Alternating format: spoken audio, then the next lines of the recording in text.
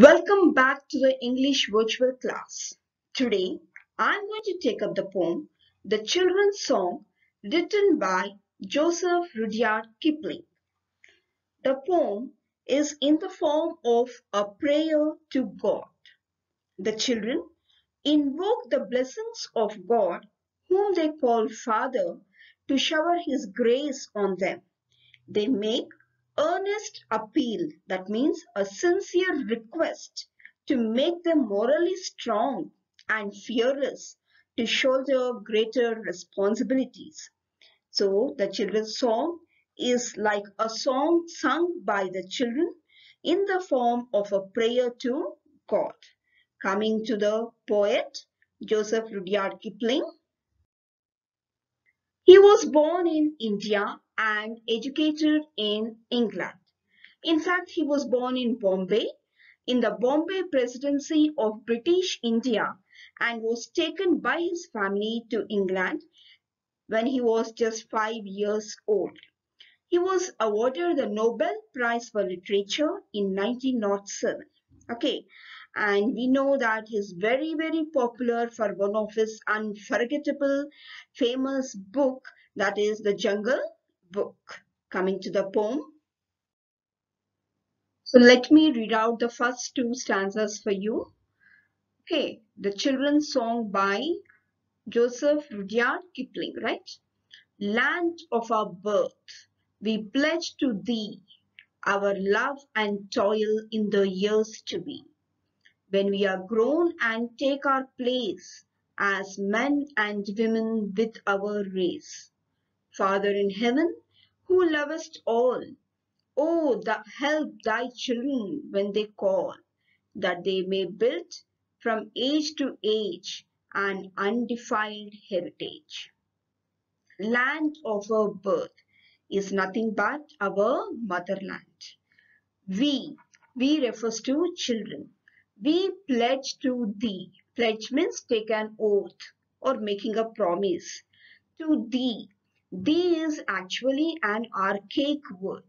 Archaic word is an ancient word which is no longer in use. So in those days, the ancient poets were very fond of using these words. In the present times, we don't find such words. That's why they are called as archaic words. So the meaning of thee in the present times is you. We pledge to you. That means we take an oath and we promise to you, that is motherland, our love and toil in the years to be. So they promised to their motherland to serve with love and toil. Toil is struggling very hard or doing a lot of hard work. Okay. So in the years to be, in the coming years, we are going to serve the motherland with all their wholehearted love and struggle. When we are grown and take our place as men and women with our race. That means when they grow into mature individuals.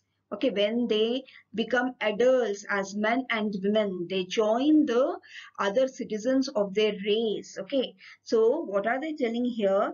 When they take their place as matured individuals, okay, they are going to take the great task of carrying out in their future as young men and women. So they pledge to motherland that they are going to serve with all their love and hard work in the future years when they grow into mature individuals and take their place as men and women along with the human race, right? Coming to the next stanza. Father in heaven. Father in heaven refers to God who lovest all. Lovest is again an archaic word. That means who loves all. We all know that Father in heaven is God and He loves everybody and He is very fair and impartial, right? Oh, help thy children. Thy is your. Okay, that is archaic word. Help your children when they call, when they pray to you, Father in heaven, that is God, please help the children so that they can build from age to age, from generations to generation, an undefiled heritage. So give them the strength when they call you, when they pray. Okay. In building the heritage is nothing but the culture and tradition that is handed down to generations. Okay. So when the children pray to you, in order to build an unpolluted and pure heritage, you help them out. You shower your blessings in order to fulfill their wish. Okay. So these are the two stanzas I'm just going to explain today. The other stanzas today I will just read out for you. Okay. And in my next video, I'm going to explain the remaining stanzas. Today I will just read out the remaining stanzas. Right? Teach us to bear the yoke in youth with steadfastness and careful truth, that in our time thy grace may give the truth whereby the nations live. Teach us to rule ourselves always, controlled and cleanly night and day, that if may that we may bring, if need arise, no maimed or worthless sacrifice. Teach us to look in all our ends on thee for judge and not our friends, that we with thee may walk uncowed by fear or favor of the crowd.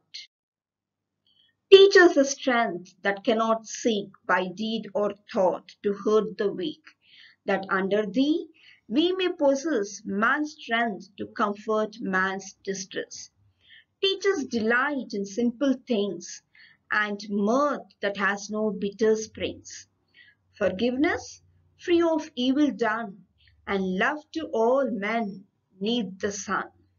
Land of our birth, our faith, our pride, for whose dear sake our fathers died. O motherland, we pledge to thee head, heart, hand through the years to be. Right, children?